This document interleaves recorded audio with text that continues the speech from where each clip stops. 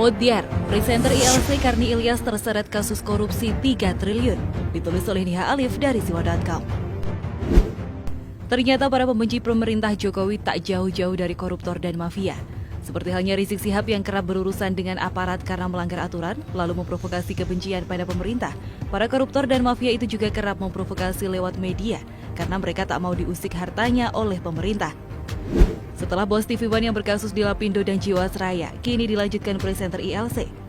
Seperti pepatah ada udang di balik batu, kebencian yang mereka tunjukkan sejatinya untuk menutupi borok di masa lalu. Siapa yang tak kenal presenter ILC Karni Ilyas?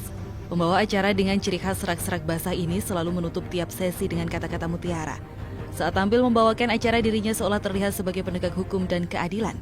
Tapi bukannya netral, acara ILC sejauh ini malah cenderung seperti oposisi. Banyak narasumber yang memang menyimpan dendam pada pemerintah mereka datangkan.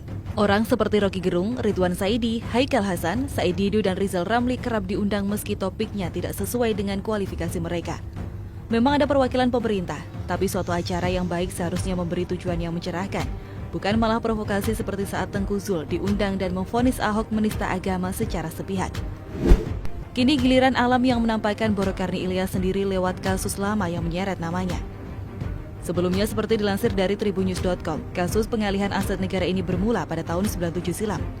Berdasarkan informasi yang dihimpun sebelum Kabupaten Manggarai Barat terbentuk, 2 kepala suku menyerahkan tanah untuk menjadi aset negara seluas 30 hektar. Alih-alih menjadi aset milik pemerintah kabupaten, tanah tersebut malah jatuh ke dalam penguasaan pribadi beberapa orang penting baik pejabat negara, pejabat daerah maupun pengusaha. Dalam kasus yang diduga merugikan negara sekitar 3 triliun rupiah itu, pihak penyidik Kejati NTT telah memeriksa lebih dari 40 saksi, termasuk para pejabat pemerintahan Kabupaten Manggarai Barat. Saksi semua dari NTT semua, ada bupati, mantan camat juga. Saksi semua sudah 40 lebih, termasuk juga ahli waris yang punya tanah untuk menerangkan tanah itu bagaimana ceritanya, kata Abdul Hakim pada Selasa 13 Oktober 2020 lalu. Ia menjelaskan dari total 30 hektar yang seharusnya menjadi tanah negara atau milik pemerintah Kabupaten Manggarai Barat, kini telah dikuasai oleh beberapa orang. Dari total luas tanah sebesar 6 hektar sudah bersertifikat milik. Yang sudah bersertifikat ada sekitar 6 hektar, sisanya belum bersertifikat tapi sudah dikuasai, kata Abdul Hakim. Ia juga membantah informasi yang menyebut penguasaan tanah itu oleh 20 orang. Siapa bilang 20 orang yang menguasai 30 hektar tanah, hanya beberapa orang, tegasnya. Terkait nama oknum yang menguasai tanah itu, ia enggan memberitahu. Namun ia menegaskan bahwa oknum yang menguasai tanah negara itu merupakan orang penting. Orang mana? Tidak tahulah saya. Orang Jakarta atau orang mana? Pokoknya nantilah. Pokoknya orang penting. Pengusaha, pejabat negara, pejabat daerah, macam-macam. Setelah memeriksa lebih dari 40 saksi baik di Labuan Bajo maupun di Kupang, ibu kota NTT, pihak Kejaksaan Tinggi NTT mengagendakan pemeriksaan terhadap 2 orang lagi.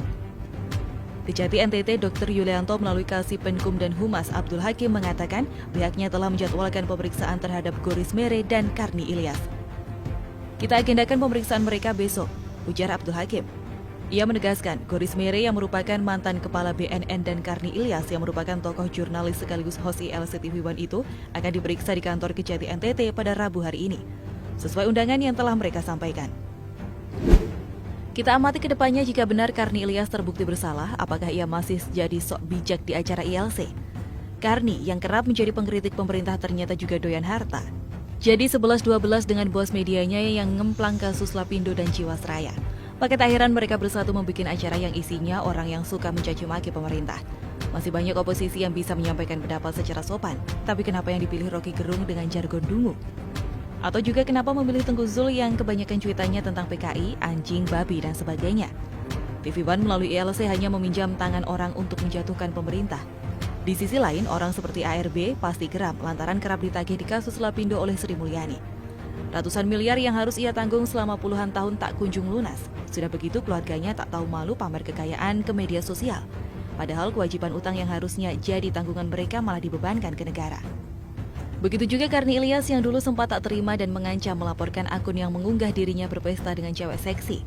Serapat apapun bangkai ditutupi, bau busuknya tak akan bisa dihindari. Karni harus paham konsekuensi dari tindakannya yang kerap menjudutkan pemerintah dan provokasi atas nama kebebasan pers. Dia mungkin akan teriak dizolimi jika ditangkap lantaran provokasi, tapi ia tak akan berdaya jika ditangkap karena kasus korupsi. Untuk itu pemirsa, jangan salah menilai baik buruknya acara dengan hanya melihat pembawa acara yang tampaknya pro rakyat, tapi nyatanya malah mencekik rakyat.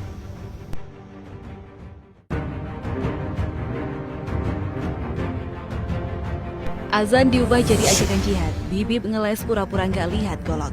Ditulis oleh Jaya Wijaya dari Siwa.com. Ada-ada saja cara Bibip ngeles dari jeratan hukum. Selain kabur, kali ini Bibip mencoba berlagak bego. Pertama terkait kerumunan massa, Bibip langsung berlagak bego bahwa hal tersebut tidak disengaja dan Bibip meminta maaf. Kalau memang tidak disengaja, kok bisa sampai berkali-kali ya? Awalnya di Bandara Soekarno-Hatta, lalu di Megamendung, lalu saat acara Maulid Nabi, lalu dilanjutkan dengan pernikahan anak Bibip. Menertibkan massa sendiri saja Bibip tidak mampu. Bagaimana mau menertibkan akhlak seluruh Indonesia? Terkait permintaan maaf, Bibip penulis hanya ingin mengutip beberapa kalimat dari para kadrun senior. Berikut penulis kutipkan beberapa di antaranya. Dahdil Ansar, meminta maaf artinya mengakui kesalahan. Fadlizon, maaf diterima tapi proses hukum jalan terus. Bahar Smith, coba buka dasar Bibip, siapa tahu pakai Pampers. Setelah terkait kerumunan massa, kali ini Bibip juga ngeles soal azan yang diubah menjadi ajakan jihad setelah mendapat protes dari ormas-ormas Islam di tanah air. Berikut kita kuliti cara ngeles Bibip, helai demi helai seperti menguliti bawang bombay. Jadi kalau orang katakan jihad diidentikan dengan teroris, ISIS penggal kepala, nggak begitu.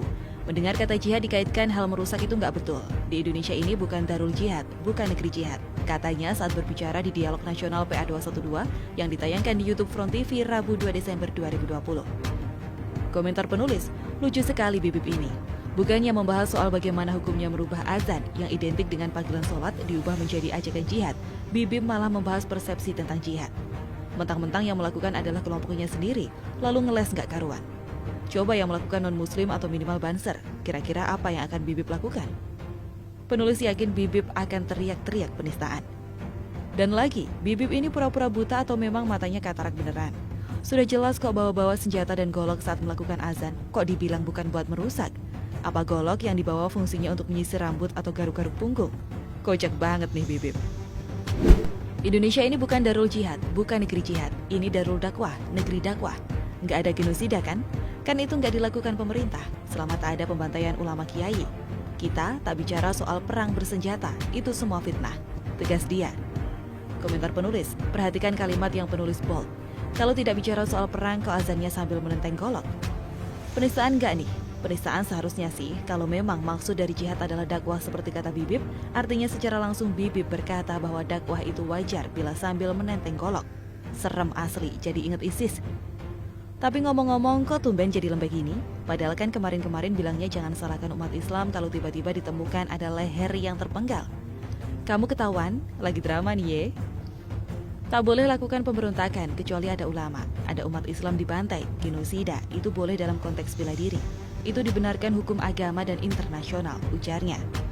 Komentar penulis, yakin nih Bib hanya dalam konteks ada pembantaian dan genosida saja. Perasaan kemarin-kemarin Bibip membenarkan pemenggalan di Perancis sambil bawa-bawa kriminalisasi ulama. Kasus di Perancis itu tidak ada genosida dan pembantaian, hanya ada yang mengekspresikan kritikan lewat gambar. Jadi sekarang kalau ada ulama ditangkap karena berbuat kriminal nggak akan jihad nih.